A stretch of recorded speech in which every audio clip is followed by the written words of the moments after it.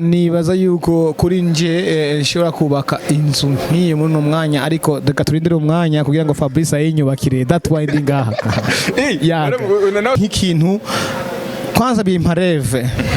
urabona ko uno munsi ni villa nta mu artiste numwe abanga ndakeneye villa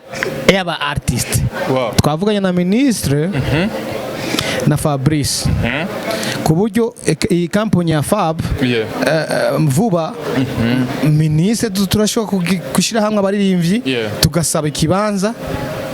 bakaduha ikibanza cyacu yes of course bakaduha ikibanza cyacu Satbi Fernando Lolilo Dramati Big Fizo why not tutogira umugambi nk'uwo benshi baraza hariyo folie de grandeur mu kumuririmbyi success iraza iraguperturba nimwabona umuririmbyi mushasha yaje muri game akagira agatirigana gato ntumujudging ni ibintu bisha bibabaje byaje iwe ntabyo abamenyereye ibintu bishobora kumutuma agira suko aba ari umuntu mubi ahubwo ni success ziba zigize rero nta kamaro ko kumukondana kuko umwanya uzomubwira icyari n'icyo ategerezwa gukora. Yes, welcome ladies and gentlemen, muraho murakomeye nizera ko meze neza nk'umwe mwiriwe cyangwa muramutse bivanye naho muherere. My name is Franny the answer in Magic Channel TV. Aha turi kuri FABHOMES n'amazu mashasha amazu ashaka 18 ari muri miroir amazu meza ateyigomwe uhageze umengo uri mu Iburaya uhageze umengo uri mu Burundi raba n'amazu meza so aho twaje kugira ngo bugurure kino kibanza ndetse bashobora gushikiriza imfunguruzo banyenezo abashoboye kuzigura n'inzu uno munsi zigeze ugaciro k'amafaranga menshi araka batanguye ubwa mbere kuri ubwa mbere baziguza amafaranga amateke ya so goma natwe bihugira ngo kumbure murabe ivyo habere hano ni kibanza cyari kirimo abantu benshi batandukanye abaririmbyi aba influencer bagiye batandukanye aba ministre bagiye batandukanye uraza kubakura vyinshi asante sana gumana natwe rero ni Magic Channel TV merci.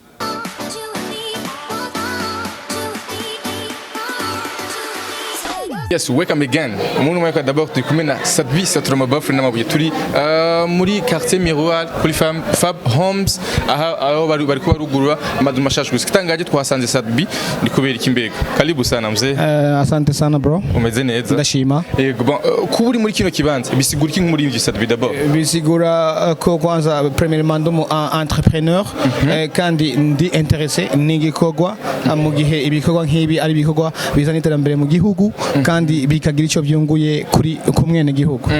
Yes, but turabona ko iterambere mu gihugu cyacu Burundi uno munsi ari abajone benshi bari ko bari yubakamwe abajone benshi uno munsi barafise inguvu zidasanzwe aba diaspora ndetse n'abarundi muri rusangi ni cyo kintu nka Satbi nk'umu influencer nk'umu entrepreneur kandi uhanura d'abord ugwaruka muri rusangi mu mwanya. Nibaza yuko diaspora ariyo iriko irakurikirana ibikorwa kandi ariyo iriko irabishira mu ngiro. Mvuze diaspora Fabrice n'umuntu yagiye araba i Burayi mu ndirimbo yanje yitwa birateba ni wakora ku mahera wibuke gutaha uze kubikiza utanga akazi. Yes, you know what, iyo ugeze mu bihugu vya kure igihugu kiba cyakurungitse kiba cyakurungitse komteri ariko muri wewe ni inshingano kuba kumva ko bogera Sweden ukaronka $1 milliard ukazinvestisa mu gihugu. Rero Fabrice ni courage cyane turifuza cyane ko diaspora ikora hariya bagakora ibyo bagakora cyane hama ivyo baronse bagatahana mu gihugu bakinvestisa bakazana imigambi iteza imbere igihugu n'abene gihugu. Uno munsi haravugwa ikintu kidasanzwe mu gihugu cyacu Burundi muri ibi Satbi ubibona gute d'abord? Premièrement ndabibona nk'ikintu kwanza bimpa reve urabona ko uno munsi ni villa nta mu artiste numwe abanga ndakeneye villa y'aba artiste twavuganye na ministre na Fabrice ku buryo iyi kampani ya Fab vuba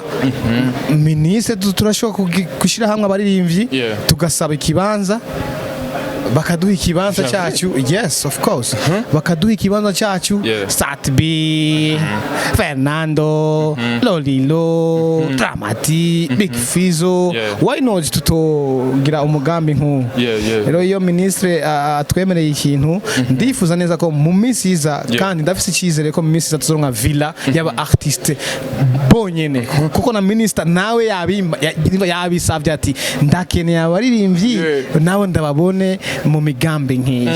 Uno munsi abarimvyi b'abarundi tubona yuko bariko barakora ku nguvu zidasanzwe n'agafaranga kariko karaboneka mwe muraji buraya mukongera mukagaruka mu gihe ubwa mbere bavuga yuko umuririmbyi w'umurundi agiye hanze atagaruka ariko uno munsi biboneka yuko amafaranga ariko araboneka ku barimvyi b'abarundi muri rusange. Niki gishobora guhanurira abaririmbyi kugira ngo kumbure uno munsi umaze imyaka irenga 10 mu muziki wacu w'Uburundi ariko aracyari Satbi wa wundi w'inguvu abuguma wiyubura bushasha impanuro ku barimvyi bashasha no kugira ngo kumbure bo badashoboye kusha kuri izo ndoto za villa. Nibaza yuko no munsi bidasaba gukora cyane kugira ngo be Satbi no munsi Dramati akora indirimbo zibiri akaba afise imodoka nziza ariko Satbi muri 2010 après 2 ans hose 2012 na modoka nari mfise nagiye gutunga imodoka muri 2019. No what nukuvuga yuko bisigura yuko no munsi bidasaba ngo umwanya munini canke kugira struggle canke iki. That's why bitaramba. Ariko iyo ugize struggle biraramba. Make sure nk'umu artist make sure uronse ikintu ukiruhiye. Make sure uronse ikintu ukiruhiye ko bizogufasha bikontrola. Yes, of course. Ikintu kijanye n'indero ku barimvyi b'abarundi hari ico gifasha mbega muri carrière y'umuririmbyi. Abaririmbyi benshi baraza hariyo folie de grandeur mu kumuririmbyi. Success iraza iraguperturba nimwabona umuririmbyi mushasha yaje muri game akagira agatirigana gato ntumujudging. Ni ibintu bisha bibabaje byaje iwe ntabyo abamenyereye ibintu bishobora kumutuma igira suko aba ari umuntu mubi ahubwo ni success ziba zigize. Rero nta kamaro ko kumukondana kuko umwanya uzomubwira icari n'icyo ategerezwa gukora.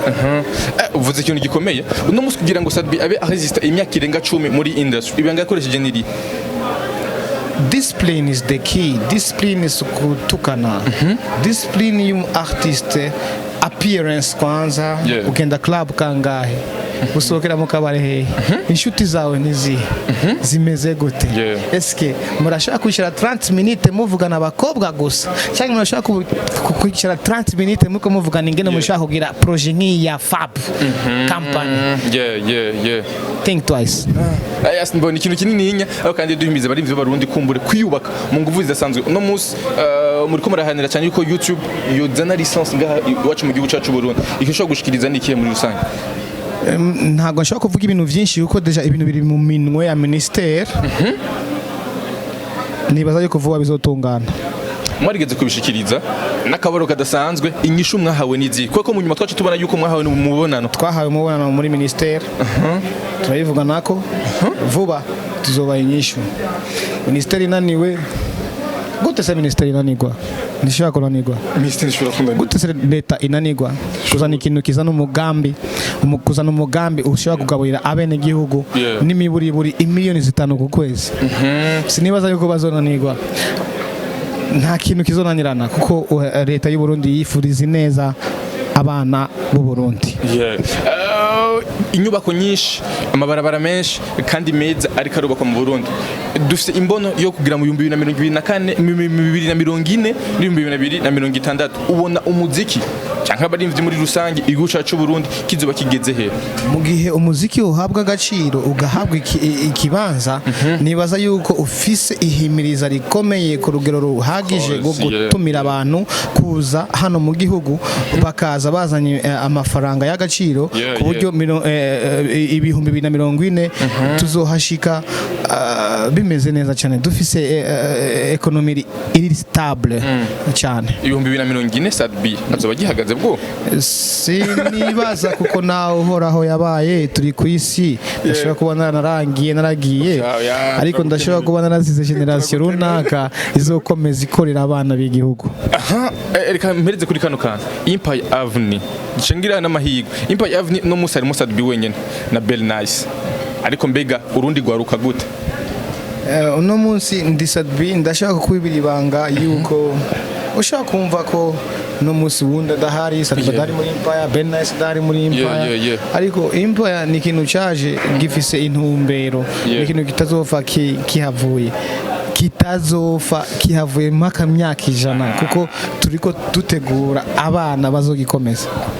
Ubwa mbere Empire kiza mara twese Benturo mutura Climatine Kevi mutwereka Ben Nice mutwereka nande wundi baziko ta wundi munyuma harajemo nundi mugwi ariko kandi ubunya Empire igarutse nta numwe muri asura mutwereka ni biriko bibera mu gifuri canke vuba turabereka abandi aba artiste bari muri Empire Avenue.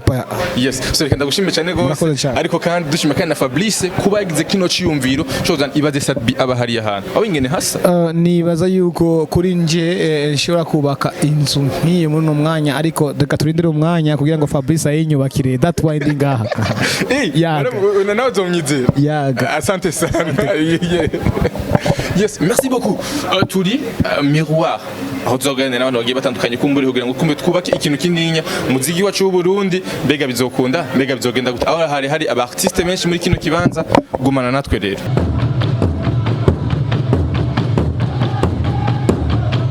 Yes, turi na Fabrice Manirakiza nyene kino kibanza ni FABHOMES na hantu hameze neza kumbure amatuguma tuganirire vyinshi bigiye bitandukanye aho no munsi yari umunsi nkuko twababwiye wo gutanga imfunguruzo kuri banyenezo mbega twaza gutangura inzu mbega zigitangura bushasha zagugwa ngahe uno munsi mbega zigeze kuranga dukomeza guhimiriza abantu projet itanguye please bamubambe karibu sana tena urakoze cyane Magic TV thank you very much thank you to ubugira kandi kumbure no mu kindi kibanza ibi bidasanzwe imbono yawe nico ngumangaruka uyigejeje he urakoze cyane jewe vision yanje nta na 10 kwijana nta na 5 kwijana ndayishika ego kuko Uburundi ntiburubakwa je ndipfuza kubaka igihugu ndipfuza ko tworema Uburundi bushasha niyo mbono yanje niko novuga rero urabona ko ibintu biriko biragenda bibandanya bija imbere rero kuba duhejeje iyi project ari project ya kabiri iya mbere mwarayiboneye Kamenzi Burundi Village iya kabari ya kabiri tukaba dushikiranye imfunguruzo antuka urabizi ko biryoshe gusezerana ugashikanya Yes, bon, nibidasanzwe aho iri iruhande ya Kamenzi Burundi bisa nivyegeranye icyumviro cyavuye hehe kwanza urakoze icyumviro ni cy'Imana naguje ndabivuga kuba ari mu ntango hanyuma iradutuma turayumvira rero kuko duhejeje CSB Village Kamenzi Burundi Village niho uhoraho yaciye duhangaha yaciye duhangaha none raba navye turabishikanye urumva rero mu misi izana Lake View Paradise tuzoyiba. Yes, ndabona rero nandi ku mashuri homes n'ibindi bigize donc na projet mesh agiye atandukanye ariko turi ngaha nyene utwira kwanza ibigize hano hantu ama kandi mbega aho bari handi mazu asigaye atara abantu batarari amazu ahera jewe nkibivuga aya mazu nk'ibivuga nta n'amezi 2 yaheze izi nzu zose zari zihejeje gufatwa izi zose ego kandi nkitangura umuntu wa mbere yaje iyi nzu yayirose ku miliyoni 290 atani piki nimwe irahaje ego mugabo zica ziraduza Valer uwa nyuma yayiguze miliyoni 400 ariko nkuko wavyiboneye zigeze muri Valer y'imiliyoni 500 wavyiboneye dukomeza guhimiriza abantu ko projet itanguye nyaruka uronke promotion no ku mashugwe hari hinzu zibiri dusigaranye no muri Lake View hari hizo tugisigaranye kuko yoyo ni projet nini rero mwe mwipfuza ku biciro bigikunda munyaruke right now. Dutangure hano onya ibigize muri kino kibanza kumbure iki kibanza cyose cha FABHOMES urabona turafise amazu turafise rero n'ama facility hajya hejuru turafise yo gym tonic aha hasi naho hari ibintu biryoshye cyane ubibonye wobibwirwa wabyiboneye aha twahisemwo kurema novuga ati iparadizo liko novuga ego kuko iyi ni piscine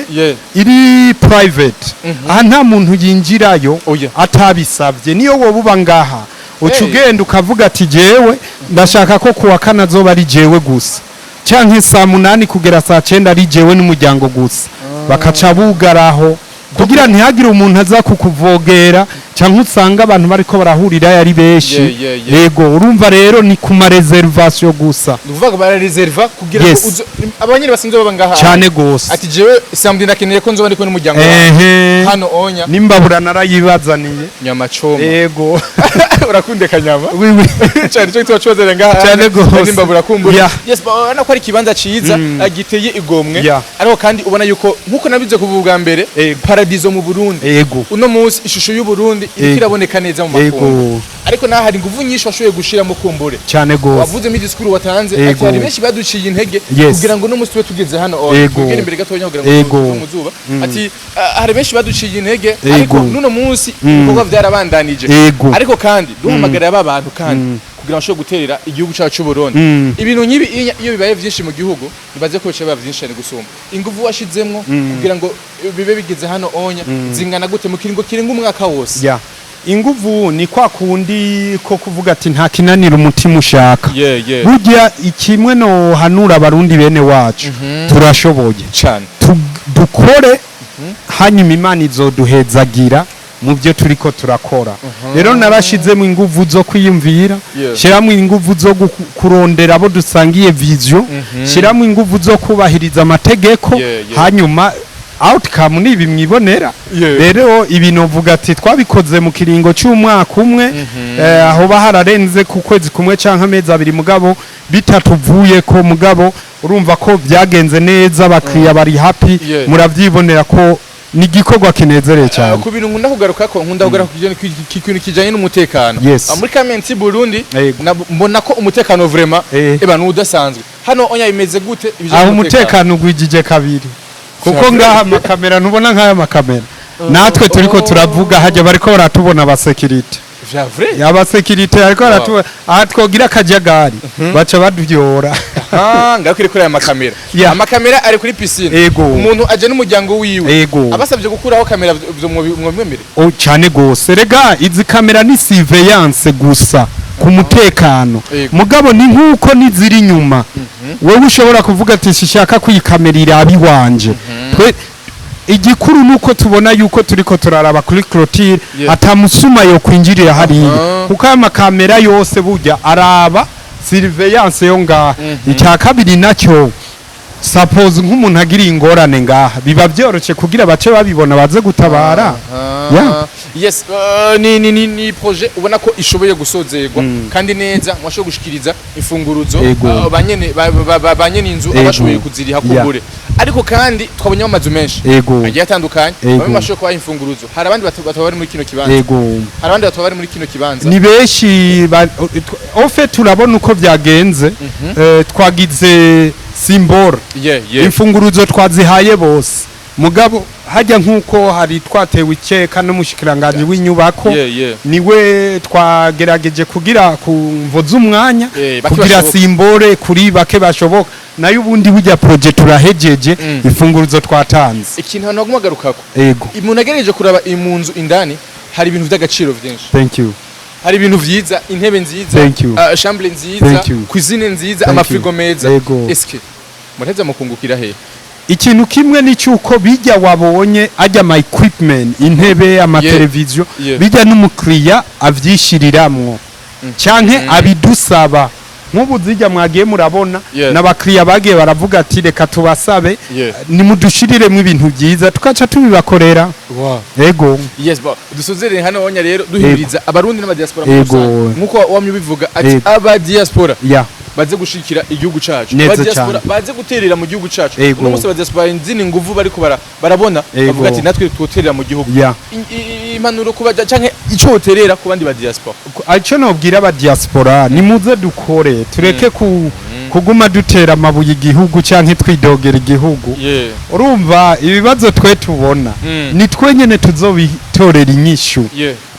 rero nkavuga ati tukura amaboko mu mpunzu dukore kandi twunga ubumwe urunani kuko wewe nimbura mu diaspora tukaba twaragiye hamwe niwagira ingorane nzoba ndayigize ninagira ingorane wewe uzoba uyigize urumva ko turi kumwe twese bishoboka merci beaucoup ego ndabashimiye gose yes nizere yuko Yeah. no mu kindi gihe turi kumwe asha nzoza I love magic channel yeah mwese musubscribing